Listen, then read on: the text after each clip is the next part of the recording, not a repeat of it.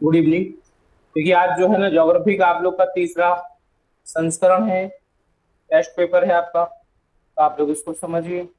बस पे डिस्क्रिप्टिव जो कुछ है वो देखिए। काफी इम्पोर्टेंट पेपर है, ठीक है। देखो, पहला क्वेश्चन है चट्टानों। जब ग्रेनाइट चट की चट्टानों का कायांतरण होता है तो वो इसमें परिवर्तित हो जाती है, ठीक। अब देखो यहाँ पे पहले थोड़ा चट्टानों को समझ। रॉक चट्टानें कितने प्रकार की होती है? तो तीन प्रकार की होती है। एक चट्टान होती है आग्नेय, है ना। दूसरा अवसादी यानी कि सेडिमेंट्री। और तीसरा जो है ना वो आपका रूपांतरित है। इसी को कायांतरित कहते हैं, ठीक है ना। तो पहले आग्नेय चट्टान है, दूसरी अवसादी चट्टान है और तीसरी रूपांतरित चट्टान है। आग्नेय, अवसादी, है ना, इग्नियस, मेटामॉर्फिक, ठीक है ना। सेडिमेंट्री ये हो गया। आग्नेय जो है ना ये मूलभूत चट्टान है। पहली बात, पूरी पृथ्वी का लगभग 95% भाग आग्नेय से बना है। ध्यान देना, 95%। वैसे आग्नेय का निर्माण किससे होता है? तो ज्वालामुखी क्रिया से होता है, ठीक है। जब भूपृष्ठ का अंदर का मैग्मा भूपृष्ठ पर लावा के रूप में आता है तो इसे ज्वालामुखी क्रिया कहते हैं। जब ये मैग्मा कैसा होता है? गाढ़ा होता है, एक ही जगह एकत्रित हो जाता है, तो इससे ज्वालामुखी पर्वत का निर्माण होता है। इससे जो चट्टानें बनती हैं वो बनती हैं ग्रेनाइट, ठीक ना। क्योंकि जो पर्वत बनेगा उसमें जो मैग्मा वो धीरे धीरे ठंडा होगा, तो वो ग्रेनाइट आग्नेय बनेंगे, है कि नहीं। और जो धीरे धीरे ठंडा होता है, सॉरी, दूर दूर तक फैल जाता है, जल्दी ठंडा हो जाता है, तो इससे बनती है कौन सी? बेसाल्ट चट्टान। तो अब आग्नेय में दो रूप आपने देखे कम से कम।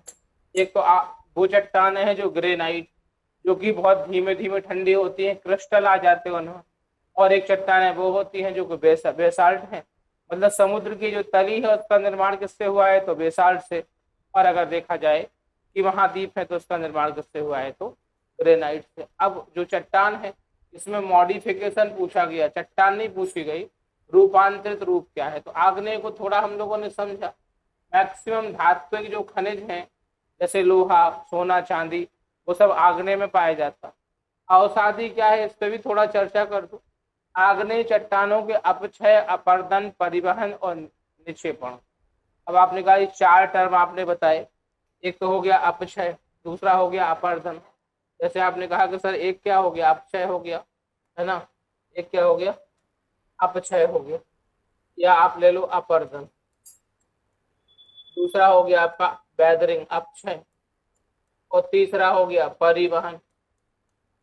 और तीसरा चौथा हो गया निक्षेपण।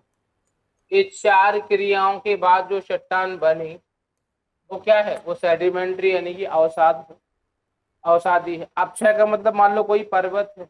अब पर्वत में दिन के समय तापमान बढ़ेगा तो पर्वत एक्सटेंशन होगा, फैलेगा, रात में सिकुड़ेगा।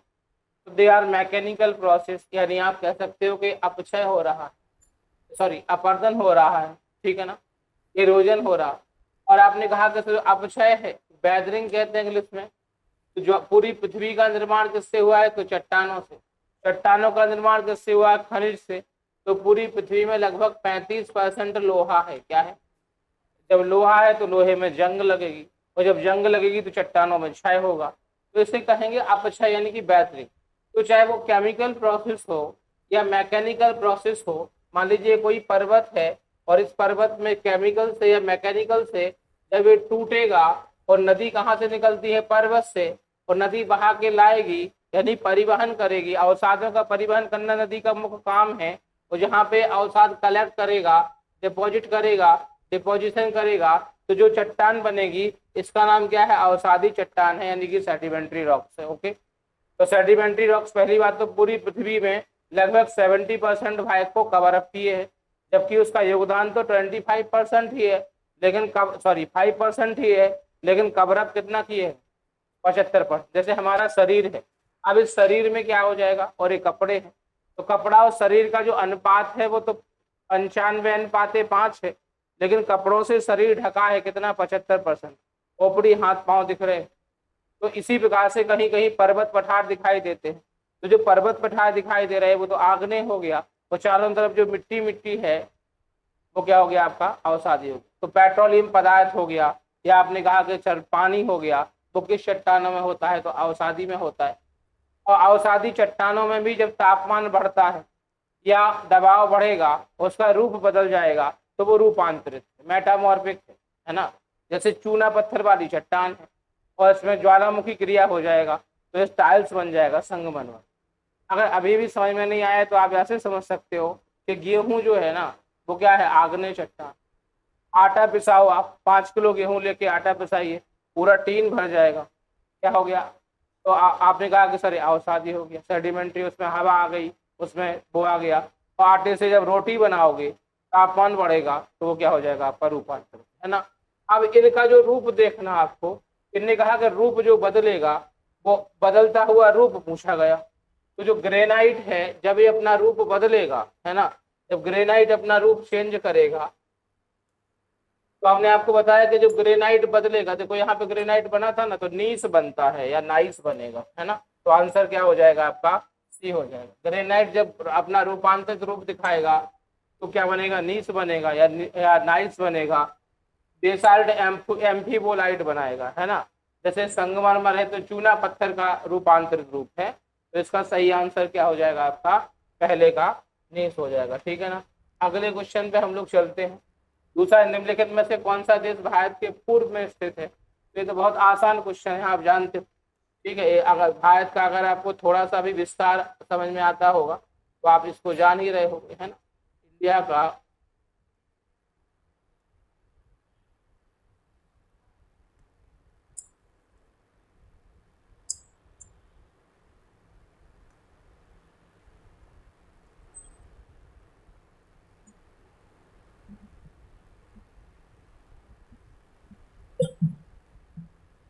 देखो, आप जानते हो कि भारत का जो स्थल है, वो स्थल की बात अगर हम करें तो श्रीलंका तो दक्षिण में आ जाएगा, अफगानिस्तान पश्चिम में है, बांग्लादेश इधर है, और नेपाल ऊपर आ जाएगा। तो इन चारों देशों में सबसे निम्नलिखित में से कौन सा देश भारत के सबसे पूर्व में कौन सा आ रहा।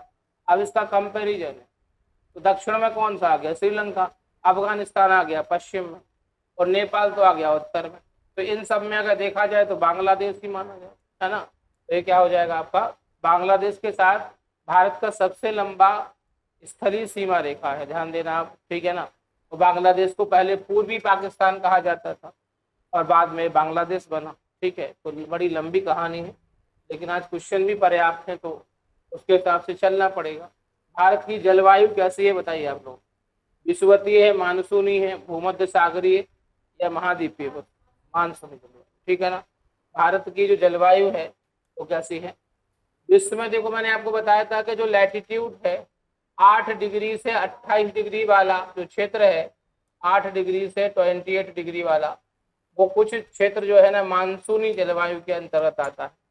मानसून अरबी भाषा के मौसम शब्द से लिया गया, ध्यान देना, अरबी भाषा के मौसम से लिया गया। और मानसून का मतलब ऐसी पवन है जो कि 6 महीने स्थल से सागर की ओर चलती हैं तथा अगले 6 महीने सागर से स्थल की ओर चलती हैं, उन्हें मानसूनी पवनें कहा जाता है, ठीक है ना।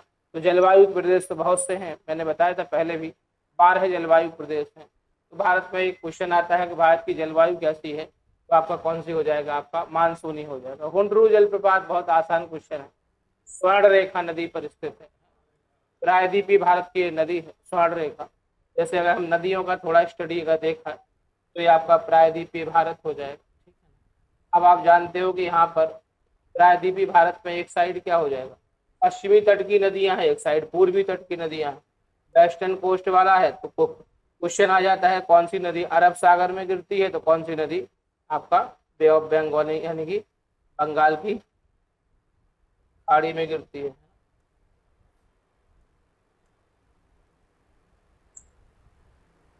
तो देखो बेटा यहाँ पे तो आप जानते हो बंगाल की खाड़ी, बंगाल की खाड़ी, ठीक है। और यहाँ पर क्या, अरेबियन सी है, अरब सागर। और नीचे क्या हो जाएगा, इंडियन ओशियन यानी कि हिंद महासागर। तो भारत की सबसे दक्षिणी नदी है ताम्रपर्णी, उसके उत्तर में जाएंगे तो बैगई है, और इधर जाएंगे तो पेरियार है। कावेरी चौथे नंबर की नदी है। और पांचवें नंबर में अगर देखा जाए तो पोन्नैयार, पलार और पेन्नेरू है। यहाँ भद्रा और तुंग है, और इसको मिलाएंगे तो ये कृष्णा आ जाएगा और ये गोदावरी। ठीक है। इसके बाद देखा जाए तो महानदी, और फिर इसके बाद ब्रह्माणी, बैतरणी और स्वर्ण रेखा इधर है। अब देखो, अगर हम इसको नंबरिंग में कर दें तो आपने कहा कि सर इसका जो है एक नंबर दिखेगा नहीं है, डार्क कलर लेगा। एक नंबर, ये दो नंबर, तीन नंबर, ये चार नंबर, पाँच, छ, सात, आठ, नौ, 10, 11, 12, 13, 14, 15 और यहाँ पर 16। ठीक। तो देखो यहाँ पर जैसे पहली नदी ताम्रपर्णी, पहली नदी कौन सी हो जाएगी? ताम्रपर्णी। ठीक है। दूसरी नदी है बैगई। ठीक है। बैगई नदी के तट पर मदुरई है, जहाँ मीनाक्षी टेम्पल है, बहुत फेमस। ठीक है। तीसरी नदी आपका देखा जाए तो अरब सागर में गिरेगी, जिसका नाम पेरियार। इसी पर इदुक्की जल विद्युत परियोजना, मुल्ला पेरियार बांध भी है। चौथी नदी है कावेरी, दक्षिण की गंगा कहा जाता है कि नहीं? कावेरी 805 किलोमीटर में बहती है। और पांचवी पोन्नैयार नदी, पोन्नैयार। और इसके बाद छठवां पलार हो जाएगा, और सातवां पेन्नेरू हो जाएगा, है ना। आठवां नदी भद्रा हो जाएगा, और 10वीं तुंग नदी हो जाएगा। दोनों मिलके तुंगभद्रा कहलाती है, ध्यान देना। इसके बाद नौवीं हो गई, सॉरी 10वां। ठीक है ना। यहाँ 8 हो गया, 9 शरावती नदी।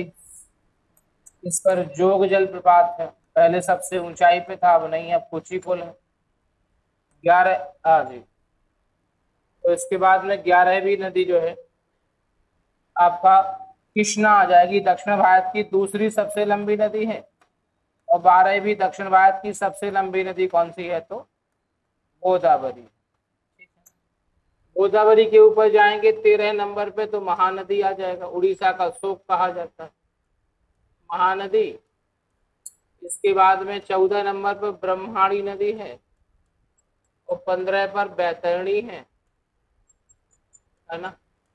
और इसके बाद में 16 पर है स्वर्ण रेखा नदी है, और इसमें सोने के कण भी पाए जाते हैं, ध्यान देना। एक लोकल नदी स्वर्ण रेखा ग्वालियर में है, ध्यान देना, है ना। तो रानी लक्ष्मी का घोड़ा उसी में फंस गया था, ऐसा कहा जाता है। तो छोटी नदी है वो। तो ये स्वर्ण रेखा नदी बड़ी नदी है, झारखंड से निकलती है। तो यहाँ पे जो है ना हुंडरू जलप्रपात किस पे हो जाएगा? आपका स्वर्ण रेखा। ठीक है। आगे सबसे बड़ी मानव निर्मित झील तो आप जानते हो, गोविंद सागर। सबसे बड़ी मानव निर्मित झील का क्या हो जाएगा? आपका गोविंद सागर। ठीक है। बैकाल झील तो भारत ही में नहीं है, पहली बार, और ये मानव निर्मित भी नहीं है। वूलर झील कश्मीर में है। राणा प्रताप सागर झील चंबल नदी पे है, लेकिन सबसे बड़ी नहीं है, गोविंद सागर आखड़ा नागल बांध के पीछे। ठीक है। तो अगर देखा जाए छठवां जो क्वेश्चन है, भारतीय वनस्पति सर्वेक्षण, बॉटेनिकल सर्वे ऑफ इंडिया का मुख्यालय बताओ कहाँ है? वनस्पति सर्वेक्षण संस्थान कहाँ? लखनऊ, दाहिर कोलकाता, ऊटी। बेटा देखो, वन संस्थान तो देहरादून में है, ठीक है ना, लेकिन वनस्पति वाला कहाँ पे है आपका? कोलकाता, बॉटनिकल। ठीक है। बहुत क्वेश्चन पूछता है, ध्यान देना। रटने वाले क्वेश्चनों से बहुत सावधान है। हम पहले भी आपको बता चुके। भारत किस स्थान पर सबसे पहला जल विद्युत शक्ति संयंत्र लगाया गया? ठीक है ना। तो देखो यहाँ पे हमने आपको बताया था कि दोनों स्थान, एक तो दार्जिलिंग बताया था और एक कावेरी नदी पर, जैसे हमने आपको बताया कि कावेरी नदी ब्रह्मगिरी की पहाड़ियों से निकलती है। ठीक है ना। ब्रह्मगिरी की पहाड़ी कर्नाटक और केरल सीमा पर है, 805 किलोमीटर की लंबाई में बहती है। इस पर 4 परियोजनाएं हैं बड़ी, जिसमें एक कृष्णा सागर है। बड़ा विवाद चला कृष्णा सागर में, हमेशा पीसीएस मेंस में आता था क्वेश्चन। दूसरा इस पे शिव समुद्रम जल विद्युत परियोजना है, शिव समुद्रम। ठीक ना। और दूसरी बात ये है, शिव समुद्रम, दूसरी बात क्या है कि इसका निर्माण 1901 में हुआ था, यही पहली मानी जाती है। कई बार क्वेश्चन ये भी आया था। तो यहाँ पे चूंकि यही ऑप्शन है, दार्जिलिंग नहीं है, नहीं तो हमको मजबूरी बस दार्जिलिंग को मानना पड़ता। तो यहाँ पे भारत का किस स्थान पर सबसे पहला जल विद्युत संयंत्र लगाया गया? तो शिव समुद्रम हो जाएगा, क्वेश्चन नंबर 7 का हो जाएगा। निम्नलिखित में से किस स्थान पर परमाणु ऊर्जा केंद्र स्थित है? नाहरकटिया, हीराकुंड, टाटीपारा या काकरापार? बताओ कितने परमाणु संयंत्र है भारत में? भारत में कितने? 22। कितने स्थानों पर? 8 स्थान। ठीक है ना। 8 स्थानों पर 22 संयंत्र हैं। तो हमने आपको बताया था कि जो 8 स्थान है, पहले भी बताया, दोबारा बताते हैं। जैसे तमिलनाडु में एक स्थान है कोडमकुलम, ठीक है ना, कोडमकुलम है, और एक है कलपक्कड़म। ठीक है। दूसरी बात, कर्नाटक में एक स्थान है कैंगा। इसके बाद महाराष्ट्र में एक स्थान है तारापुर, और इसके बाद जैतापुर। फ्रांस की अरेबा कंपनी से स्थापित हुआ था। गुजरात में काकरापार, और इसके बाद में राजस्थान में रावत भाटा, और उत्तर प्रदेश में नरौरा। ठीक है। तो ये 8 स्थान बेटा यहाँ पे 1 2 3 4 5 6 7 8 स्थान पर इस समय 22 रिएक्टर काम कर रहे हैं। कितने? 22 रिएक्टर काम कर रहे हैं, ध्यान देना। और जैसे कभी पूछ ले एनएसजी क्या है, तो आपने कहा सर एनएसजी का मतलब होता है न्यूक्लियर सप्लाई ग्रुप, है ना। इसमें वर्तमान में 48 देश हैं, ठीक है, जो कि यूरेनियम की खरीद फरोख्त कर सकते हैं। ठीक है।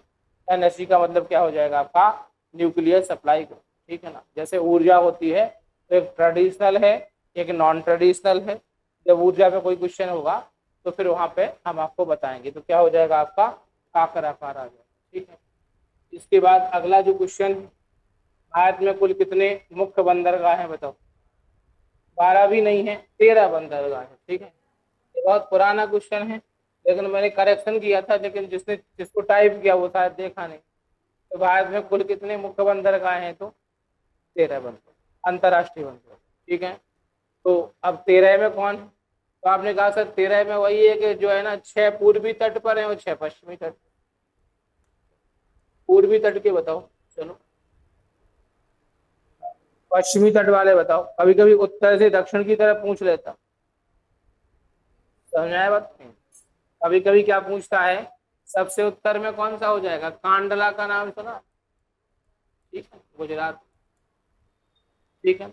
कांडला के नीचे जाओगे तो क्या हो जाएगा? मुंबई, है ना। मुंबई के पास ही न्यावा साहबा, उसी को क्या कहते हैं? जेएनपीटी, जवाहरलाल नेहरू। समझ में गया? इसके बाद में क्या आया? गोवा आया, तो मरमा गांव। कौन सा बंदरगाह है? मरमा गांव। ठीक है ना। कर्नाटक में बताओ, मैंगलोर। कर्नाटक में क्या हो गया? और केरल में कौन सा हो जाएगा? यहाँ पे बहुत इंपॉर्टेंट कौन सा है? कांडला, एफटीए है, मतलब मुक्त व्यापार क्षेत्र वाला बंदरगाह कौन सा है? तो कांडला है। मुंबई बहुत व्यस्तम बंदरगाह है। मुंबई के भार को कम करने के लिए जवाहरलाल नेहरू JNPT बनाया गया और पूर्ण यंत्रीकृत बंदरगाह है। आप समझ लीजिए कौन सा, जवाहरलाल नेहरू पोर्ट, ठीक है ना। इसके बाद में अगर बात किया जाए यहाँ पे तो कलकत्ता, कोलकाता, हुगली नदी में बनाया गया। जहां तक जहाज बहुत अंदर तक नहीं आ पाता, इसलिए ज्वार भाटा के साथ जहाज आता है तो जाता है, हुगली नदी के मुहाने पर है, पानी छोड़ना पड़ता है। इसी की सहायता के लिए इसलिए हल्दिया बना दिया। हल्दिया का नाम आप सुने हो, ये दोनों पश्चिम बंगाल में ही है, कोलकाता हल्दिया। उड़ीसा में पारादीप है ना। और इसके बाद अगर और नीचे आएंगे तो विशाखापट्टनम हो जाए, विशाखापट्टनम, समझ में आया बात। दक्षिण में जाएंगे तो आपका चेन्नई, एन्नूर बंदरगाह एक चेन्नई के ऊपर है, ठीक। अब उसमें कुछ लोग कहते हैं कि तूतीकोरिन है, कुछ एन्नूर को लगाते हैं। रही बात एक और बंदरगाह है तो अंडमान निकोबार द्वीप समूह का पोर्ट ब्लेयर, 13वां इंटरनेशनल पोर्ट है। भारत में 6 पूर्वी तट पर हैं, 6 पश्चिमी तट पर हैं जो बंदर, ठीक है। अब इनकी अलग कहानी है, क्या आता है क्या जाता है, लेकिन पहले तो इतना याद कर लो ये कहाँ कहाँ है। तो कांडला गुजरात में, मुंबई और नावासावा महाराष्ट्र में है, मरमागांव गोवा में है, मैंगलोर कर्नाटक में है, कोच्चि केरल में, है ना। कोलकाता हल्दिया पश्चिम बंगाल में, पारादीप उड़ीसा में, विशाखापट्टनम आंध्र प्रदेश में, और एन्नूर और चेन्नई कहाँ पे हो जाएगा आपका, तमिलनाडु, ठीक है ना। और एक आपका अंडमान एंड निकोबार, ठीक है ना। तो 13 अंतरराष्ट्रीय क्या हो जाएंगे आपका बंदरगाह, ठीक ना। इसके बाद में कुकी है, काकी नहीं है, पहली बात तो ये है ना, कुकी जनजाति है, ठीक है। कुकी जनजाति कहाँ बताओ, नागालैंड, मेघालय, मणिपुर या त्रिपुरा, बहुत फेमस जनजाति है। हाँ, मणिपुर, मणिपुर की जनजाति कौन सी, कई बार क्वेश्चन आया। इसके बाद में खाद्य श्रृंखला में सबसे निचला स्तर क्या है। जैसे प्राथमिक उपभोक्ता होता, द्वितीयक उपभोक्ता होता, तृतीयक होता, और उसके पहले उत्पाद होता, ठीक है ना। तो ये आपका किससे है क्वेश्चन, आपका इन्वायरमेंट से है, ठीक है ना। इन्वायरमेंटल साइंस EVS का क्वेश्चन है, ध्यान देना। अब ये इधर भाग गया। BOD मान बताता है, बताओ, जल का BOD मान बताता है, बायोलॉजिकल ऑक्सीजन डिमांड। आपने पढ़ाया होगा तुम लोग को, जो बच्चे पढ़े हैं। कार्बनिक कचरे की मात्रा, जैव रासायनिक ऑक्सीजन के लिए प्रयुक्त ऑक्सीजन की मात्रा, जैव रासायनिक अपचय के लिए प्रयुक्त ऑक्सीजन की मात्रा, या जैव रासायनिक अपचयन के लिए प्रयुक्त ओजोन की मात्रा, बोलो क्या होगा। पहली बात दो, जैसे BOD का मतलब हमने आपको बताया, बायोलॉजिकल ऑक्सीजन डिमांड। जैसे आपको मैंने बायो का एक ही तो क्लास लेता हूँ, लेकिन उसमें भी बताया होगा कि जब सिंघाड़ा होता है जहाँ, या जहाँ पर वो होती ना क्या, कीचड़ बहुत होता है वहाँ पर, है ना, बदबू आती है पानी, ठीक है ना। तो क्यों आती है बदबू, तो हमने आपको बताया था कि BOD वहाँ का जो बायोलॉजिकल ऑक्सीजन डिमांड है वो घट जाता है। जल की गुणवत्ता का मापन किससे होगा, BOD से, कि कौन सा जल नहाने लायक है, कौन सा जल पीने लायक है, कौन सा जल कृषि यहाँ तक कि सिंचाई करने लायक भी है कि नहीं। ये बात समझ आ गया। तो BOD उसको रिप्रेजेंट करेगा। तो इसमें अब दो तो खत्म है, अब बचे दो, इनमें से बताओ B होगा कि C होगा। जैव रासायनिक ऑक्सीकरण के लिए प्रयुक्त ऑक्सीजन की मात्रा, कि जैव रासायनिक अपचयन के लिए प्रयुक्त ऑक्सीजन की मात्रा, बताओ क्या होगा।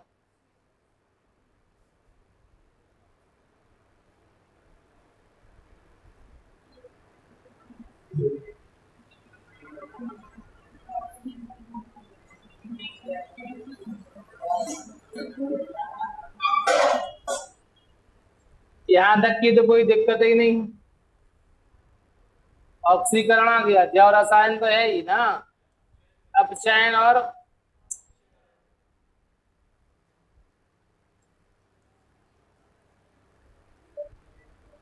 ऑक्सीडेशन रिडक्शन वो पढ़ाया नहीं तो तुम बता नहीं पाओ। भारत में निम्नलिखित में से किस राज्य में मानस, बहुत आसान क्वेश्चन, असम राज्य, ठीक है ना। मानस का नाम सुना होगा आपने। क्वेश्चन कुछ आसान डालना पड़ते हैं, नहीं तो बच्चे देखना ही छोड़ दें। ठीक है, हम तो चाहते हैं कि सुंदरी वृक्ष बताओ, सुंदरी वृक्ष का संबंध किस है? उष्णकटिबंधीय वर्षा वन, उष्णकटिबंधीय पर्णपाती वन, मैनग्रोव वन या हिमालय वन? बोलो। सुंदरी वृक्ष।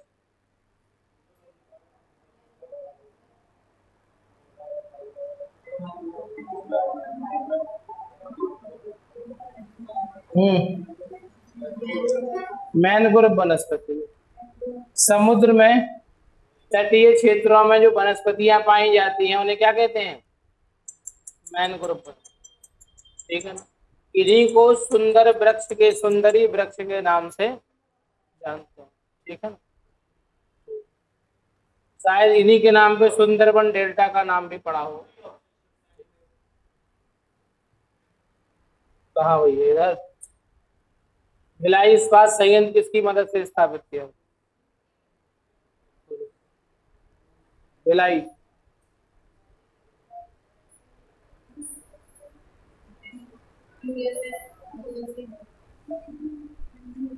हमने तुम्हें पहले भी बताया था कि जो है ना बेटा, जैसे भारत में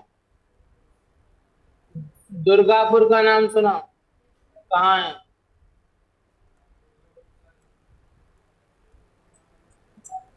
दुर्गा की पूजा कहाँ होती है? पश्चिम बंगाल। बिल्कुल, वेरी गुड। दुर्गापुर किसके सहयोग से है बेटा? ठीक है ना। इसके नीचे राउरकेला का नाम सुना? किसके सहयोग से? पश्चिमी जर्मनी। अब तो खैर वो पश्चिमी रहा नहीं। बाकी बचे दो, कौन कौन से? एक तो भिलाई बचा, एक कौन सा बचा? भिलाई, और एक बोकारो बचा, ठीक है। तो भिलाई दोनों ही सोवियत रूस यानी कि यूएसएसआर, समझ आ गया, सोवियत संघ। हमने अब बताया था आपको सेल क्या है, बताओ। SAIL।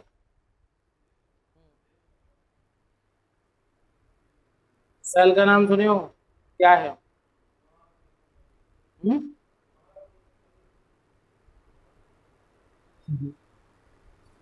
जोर से बोल भाई।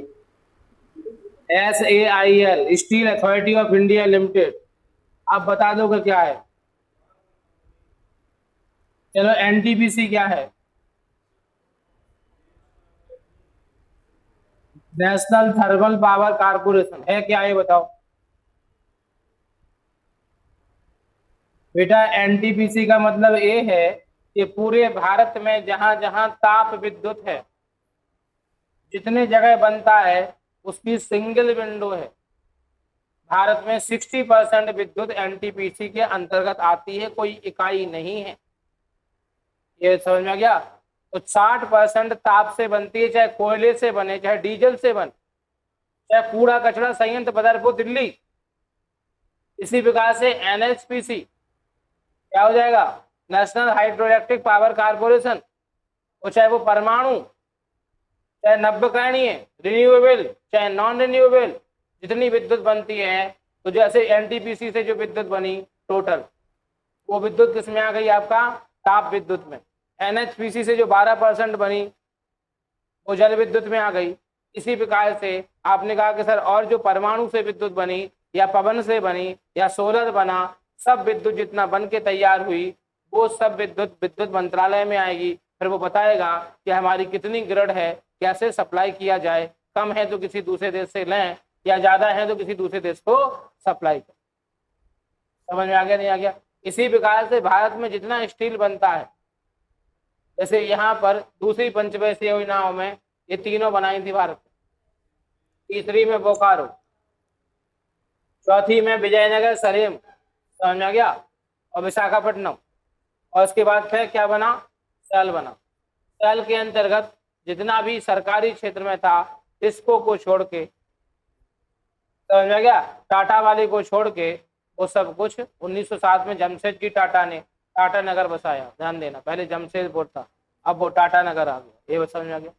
तो वो उसको छोड़ के, तो वो जैसे आप लोग पेट्रोल भराने जाते हो, वहां में लिखा होता है पेट्रोल के ऊपर, किसी पे बीपीसीएल, किसी पे एचपीसीएल, किसी पे आईओसी। तो आप समझ जाना कि जहां से जैसे जामनगर फैक्ट्री है, रिफाइनरी है, सॉरी, सबसे भारत की सबसे बड़ी रिफाइनरी जामनगर है, सरकारी क्षेत्र वाली कोयली है, तो वहां से रिफाइन होके आया। तो अलग अलग कंपनियां हैं, तो उनके एचपीसीएल, बीपीसीएल, अब ये अपना डिस्ट्रीब्यूशन करेंगे। ये बात समझ में आ गया, लेकिन शुरू से एक ही से चला। इसी प्रकार से अब यही जो बड़े हैं निकाय जो कहा जा सकता है, वो जितना टर्नओवर करता है, जितना व्यापार करेगा, उसको फिर हम लोग महारत्न, नवरत्न, मिनी रत्न के रूप में रिप्रेजेंट करते हैं। समझ में आ गया, नहीं आ गया? तो चाहे वो भेल हो, चाहे सेल हो, चाहे एनटीपीसी हो, चाहे ओएनजीसी हो, ये बात समझ में आ गया आपका, चाहे वो आपका बीएचईएल हो, ये सब, चाहे विद्युत निगम वाला हो, ये सब जो है, तो वो जो पढ़ते हो वो इसी प्रकार से। समझ में आ गया, नहीं हो गया तुम लोग को? आगे बढ़े हम लोग। भारत में विद्युत आपूर्ति सबसे पहले कहाँ हुई? तो यहाँ वही क्वेश्चन है, आप दार्जिलिंग आ जाएगा, ठीक है ना, 1857। छोटा ही पनबिजली थी, जबकि बहुत सफल नहीं हुई। तो अगर एक दोनों क्वेश्चन पीसीएस में भी पूछे गए, तो यहाँ पे दार्जिलिंग आ जाएगा, ठीक है। इसके बाद खासी और गारो जनजातियां कहाँ पाई जाती हैं, बताओ? मेघालय। गारो, खासी, यहाँ मेघालय में 3 पहाड़ियां हैं, गारो, खासी, और तीसरी कौन सी है? जयंती। ओके, तो ये 3 तो पहाड़ियां, और इन पर रहने वाले जो थे वो जनजातियां भी हो गई। तो वो क्या हो जाएगा, कौन सा राज्य हो जाएगा आपका? मेघालय। असम में भी कुछ भाग है, ध्यान देना है इनका, लेकिन नागालैंड में नागा है, मणिपुर में कुकी है, मिजोरम में मिजोरम, अलग अलग जनजाति। इसके बाद अगर देखा जाए, भारत का सबसे बड़ा ये क्वेश्चन रिपीट हो गया, पहले भी पूछ लिया गया था, कौन हो जाएगा, ठीक है। इसके बाद जो है, पारिस्थितिकी तंत्र में ऊर्जा का प्राथमिक स्रोत क्या है? ये भी क्वेश्चन रिपीट हो गया। एक ऐसा वृक्ष, ये भी रिपीट हो गया क्वेश्चन, एक ऐसा वृक्ष जिसे ग्रीन गोल्ड के नाम से जाना जाता है, लेकिन वह पारिस्थितिकी की दृष्टि से विपत्ति का सूचक। प्रकृति के संतुलन को तय करने वाला मुख्य कारक क्या है, बोलो? प्रकृति के संतुलन, प्रकृति में संतुलन बनाने वाला क्या है? पर्यावरण क्या है, बताओ पहली बात। पर्यावरण और पारिस्थितिकी में अंतर बताओ, पहले पर्यावरण बताओ, फिर पारिस्थितिकी बताओ। आंसर तो हम बता दिए, चलो ठीक। प्रकृति को संतुलन करने का काम कौन करेगा? पर्यावरण और पारिस्थितिकी। पर्यावरण क्या है, कौन बताएगा? अच्छा, कितने प्रकार का होता है? हमने पहले भी बताया आपको कि पर्यावरण 2 प्रकार का है, एक तो भौतिक पर्यावरण और एक जैविक पर्यावरण। एक भौतिक पर्यावरण, एक कौन सा? जैविक पर्यावरण। लेकिन जैविक में भी फिर बहुत प्रकार का पर्यावरण हो गया। तो पर्यावरण का मतलब पर्यावरण, जो हमारे परितः चारों तरफ घिरा है, वो पर्यावरण। अब इसमें भौतिक पर्यावरण की बात करें हम, तो भौतिक पर्यावरण में भैया काम गड़बड़ हो रहा है। भौतिक पर्यावरण में क्या हो जाएगा? भौतिक पर्यावरण में क्या हो जाएगा, देखो हटाते हैं। नया भेद कैसे? अच्छा, धन देना पड़ेगा।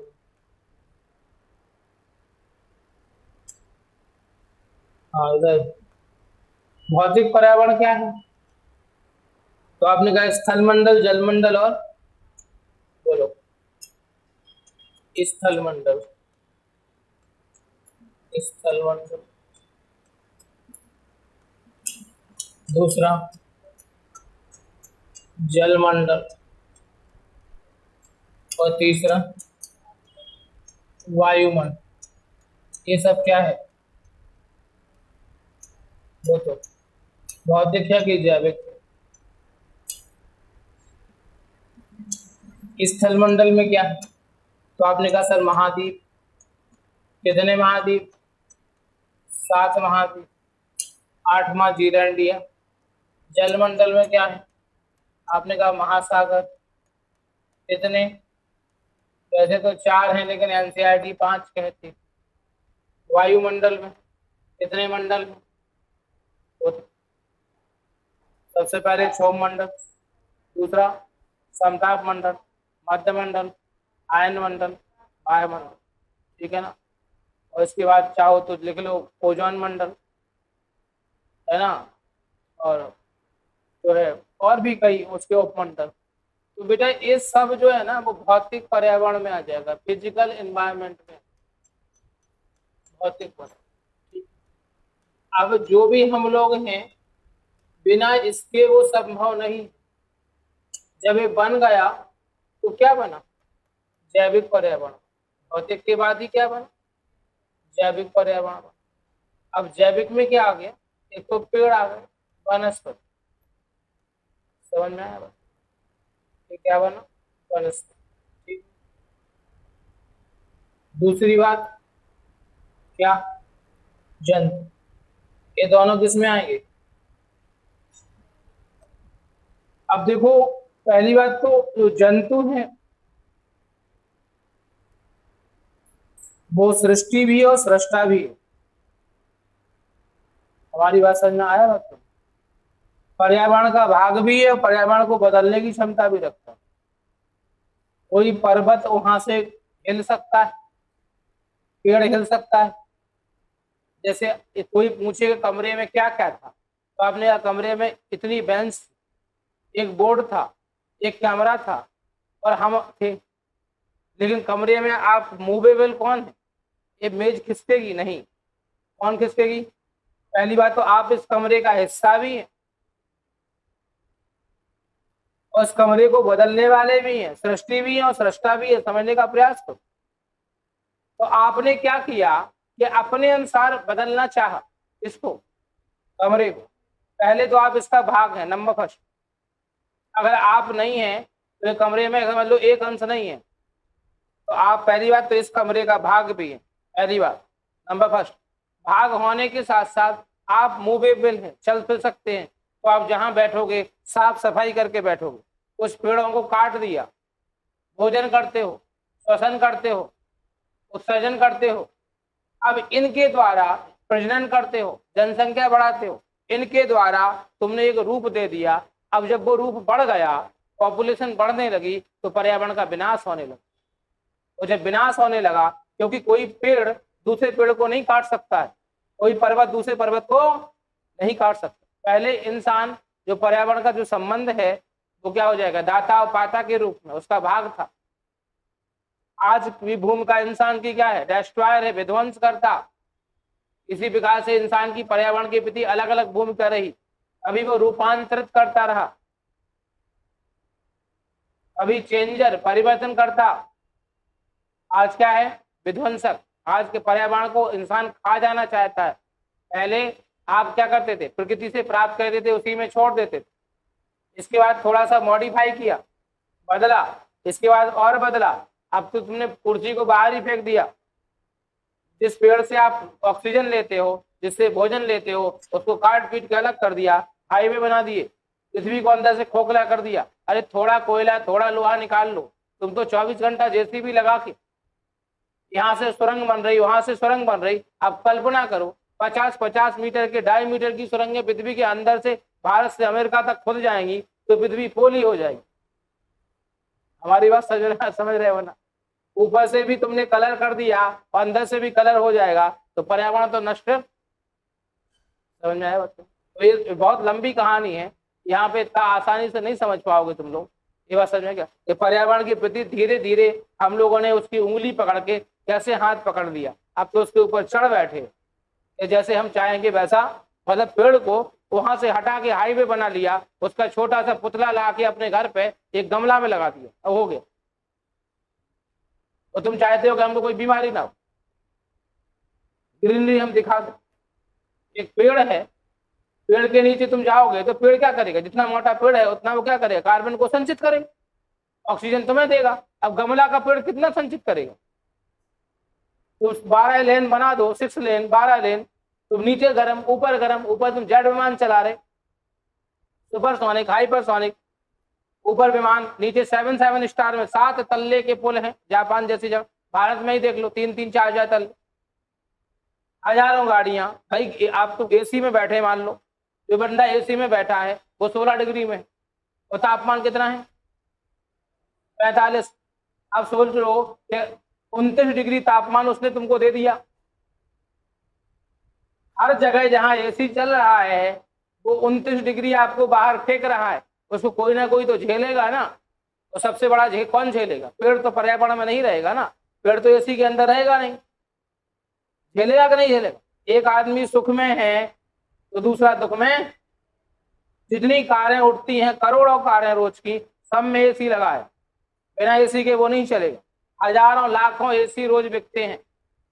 तो एसी अगर एक रूम को ठंडा करेगा तो उसकी गर्मी कहीं ना कहीं तो बाहर, समझ में आ गया नहीं? तो ग्लोबल वार्मिंग होगा और वैश्विक तापमान इतना बढ़ जाएगा एक दिन कि वो कमरा वाला भी सुरक्षित नहीं बचेगा। कब तक बचोगे? ये बात समझ में आ गया नहीं है? तो वो पर्यावरण उसका प्रतिकूल हो जाएगा। हाँ, तुम्हें डायरेक्टली बाहर जाके तुमको तापमान दिखा रहा कि भाई 45 है, जैसे मौसम विभाग ने अभी घोषणा कर दी कि इस बार तापमान 50 डिग्री के ऊपर चला जाएगा, जबकि कभी 50 डिग्री के ऊपर गया नहीं। 49 जैसलमेर और बांदा में से ऊपर नहीं गया, कोई जैकोबाबाद नहीं है, ना अलाजीजिया है कि 65 डिग्री हो जाए। लेकिन इसी बार तापमान 50 क्या देख लेना तुम, 51-52 जाएगा, क्योंकि अभी जून है, क्या है, मई है, सॉरी, अभी जून नहीं आया है, अभी जून में आने दो। अगर जून में कोई ना कोई चक्रवात नहीं आया, कोई ना कोई क्लाउड नहीं आया, तो तापमान तुम देख लेना 50 के ऊपर फेंकेगा। अब उसके लिए जिम्मेदार कौन है? जिम्मेदार हम ही लोग हैं, जो लोग एसी में बैठे हैं और रोज दिन रात गर्मी पैदा कर रहे हैं। समझ में आ गया बात करें? जितना गर्मी, अब देखो यहाँ डबल।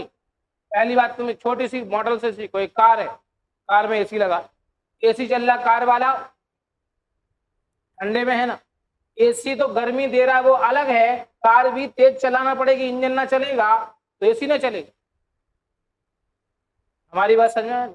ये लाइट में 2000 वाट का एसी 2000 वाट खाएगा, और लाइट जहां बन रही है वहां लाखों जनरेटर लगे हैं, एनटीपीसी कोयला, लाखों मालगाड़ी कोयला जा रहा है, वहां जलेगा तो तापमान वहां निकलेगा और यहाँ निकलेगा, दोनों पृथ्वी को मिलेगा, वहां वाला भी मिलेगा और यहाँ वाला भी मिलेगा, तो तापमान पृथ्वी का, उसी को क्या कहेंगे, ग्लोबल वार्मिंग। ये समझ में आया बात कि नहीं है?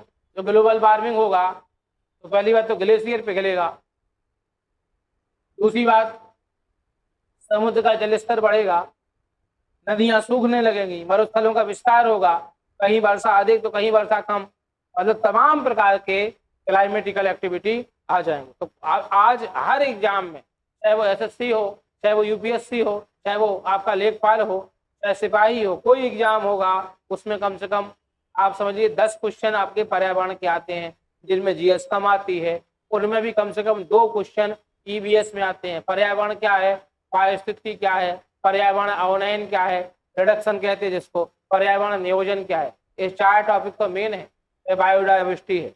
अगर इस क्वेश्चन आप जानते हो तभी हो पाएगा, इतना आसान पर्यावरण को समझना नहीं है, धीरे धीरे समझाएंगे तब तुम लोग को आएगा। बहरहाल जैव उर्वरक नाइट्रोजन को निम्नलिखित में से किसमें परिवर्तित करता है, बोलो? नाइट्रोजन को किसमें चेंज करेगा? नाइट्रेट में, अमोनिया में, नाइट्रोजन में कि अमीनो एसिड में?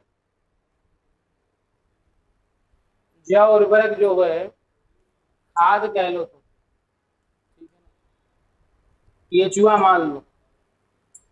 वैसे तो बेटा अमोनिया तो बनेगा मेन, नाइट्रेट भी बनेगा, है ना, और नाइट्रीकरण स्थिरीकरण रहेगा, लेकिन 90% क्या हो जाएगा, अमोनिया हो जाएगा। ये बात समझ में आ गई आपका? तो ये क्वेश्चन का आंसर क्या है आपका, अमोनिया है। ठीक, इसके बाद भारत सरकार द्वारा प्रोजेक्ट एलिफेंट, बोलो जल्दी, 1992, आसान क्वेश्चन है, तुम लोग जानते भी हो। इसके बाद काजीरंगा, नहीं, कैसा गैंडा, एक सी, चलो ठीक, कहानी खत्म करें। ओजोन रिक्तीकरण जानते हो तुम लोग, कहाँ पे है ओजोन रिक्तीकरण, किसके पास सबसे अधिक होता है, क्यों, तो आंसर सही है, क्यों होता है? ओजोन कहाँ पाई जाती है, किस मंडल में बेटा? ओजोन जो गैस है, समताप मंडल का नाम सुने हो ना, स्ट्रेटोस्फीयर, पहला क्षोभ मंडल, दूसरा समताप मंडल, है ना। 20 किलोमीटर से 35 किलोमीटर, तो ये हमारी रक्षा करती है यूवी से, सूरज से आने वाली पराबैंगनी, ठीक है ना। लेकिन यहाँ से CFC किसमें भरी, फ्रिज में, और कौन सी, HCFC, क्लोरोकार्बन और हाइड्रोक्लोरोफ्लोरो, ये क्या करेगी, इस O3 को O+O+O में या O2+O में तोड़ देगी, इसे कहते हैं ओजोन का क्षरण। तो वैसे तो ओजोन स्वतः ही बनती है और स्वतः ही नष्ट होती है, लेकिन ध्रुवीय प्रदेश, ठंडे प्रदेशों में इसके निर्माण की प्रोसेसिंग स्लो हो जाती है, इसलिए ओजोन छिद्र कहाँ पे पाए जाते हैं, ध्रुवों के। छिद्र का मतलब ऐसा नहीं कि छेद हो गया, उसकी डेंसिटी कम हो गई। गैस में कभी छेद नहीं हो सकता भाई, तो तुम समझो कि छेद होगा, चाहे वो घना हो, बादल घना हो, तो हवाई जहाज ले जाओगे तो अड़ थोड़ी जाएगा,